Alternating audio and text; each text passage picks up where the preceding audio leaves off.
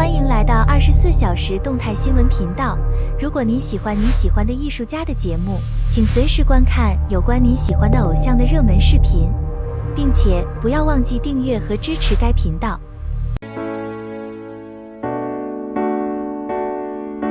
人与王一博极致挑战，流量偶像如何在作者电影里书写新篇章？2019年夏天，《陈情令》播出后，王一博饰演的蓝忘机一角，带着那份安静却坚定的气质，走进无数人的心里。那时候，他从之前的 UNIQ 组合成员，真正被更多观众认识和喜欢。很多人都在留意，他下一步会怎么走？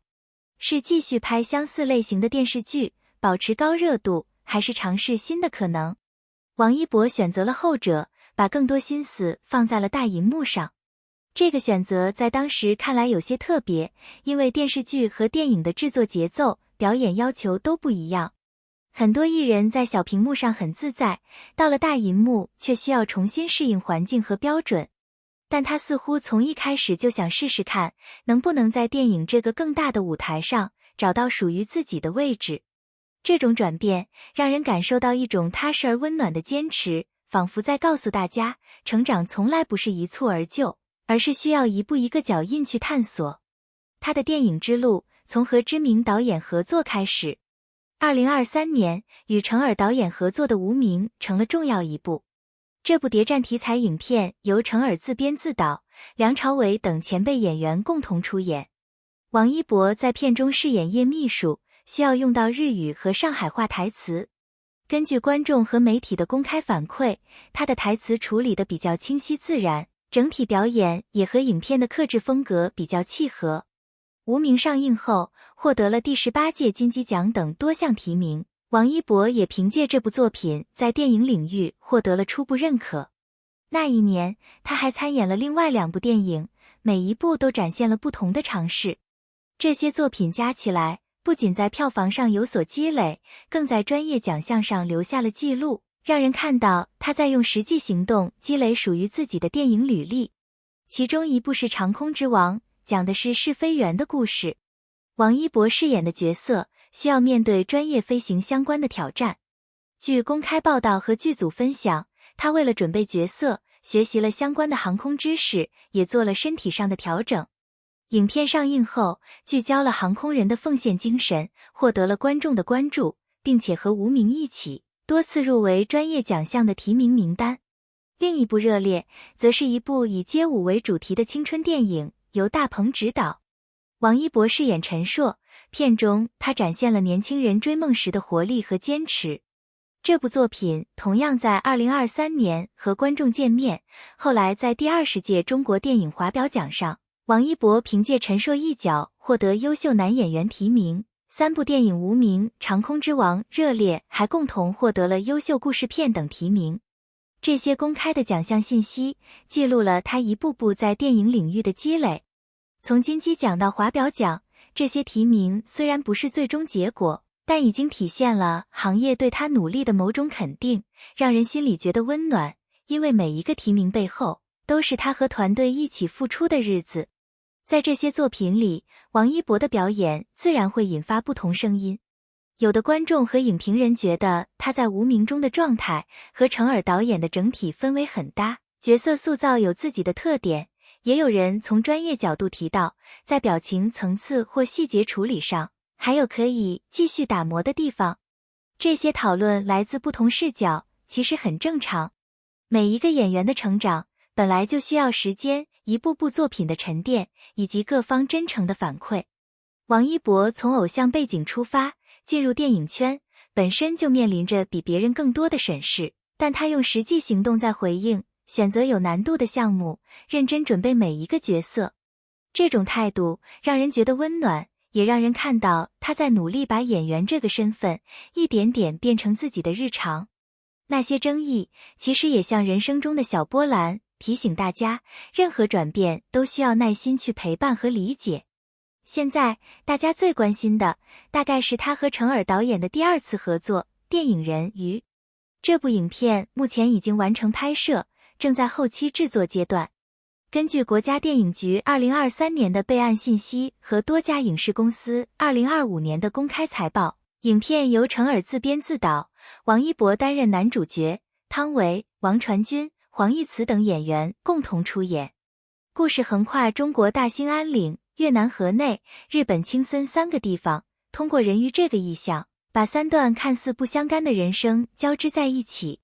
成尔导演的电影一向有强烈的个人风格，从罗曼蒂克消亡史到无名，他注重氛围营造、隐喻表达和整体美学，对演员的要求也很高。王一博这次再次选择和他合作，本身就体现了双方在第一次合作后的信任延续。这种信任让人感受到创作者之间那种互相认可的温暖，像老朋友一样，一起去挑战更高的艺术高度。拍摄期间，剧组去了多地实景取景，包括极寒地区。据媒体公开报道，王一博为角色做了体重控制，也在水下戏份中接受了专业训练。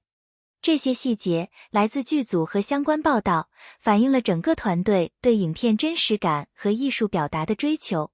成尔导演甚至在早期就带着王一博一起去日本取景，那次在东京的雨中，两人一起骑车完成行程。后来被导演提到，成为影片创作的某种灵感来源。王一博自己在采访中也曾简单提到，拍摄过程有辛苦的地方，但他相信结果会值得。这些公开分享让人感受到创作者对作品的认真和投入，而不是空谈。我们作为观众能看到的只是最终呈现，但背后的努力其实已经通过这些信息传递出来。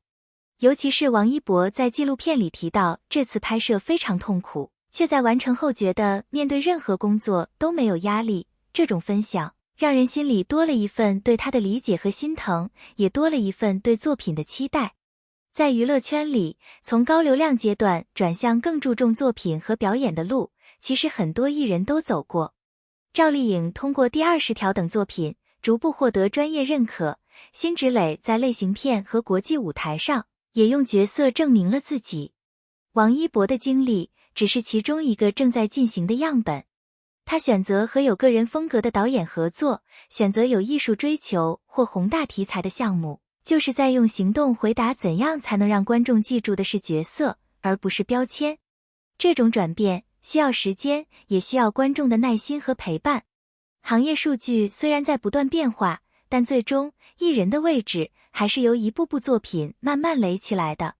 从《陈情令》带来的最初关注，到后来3部电影在金鸡奖、华表奖等主流奖项上获得共计多项提名，这些公开记录都在 quietly 见证着他的步伐。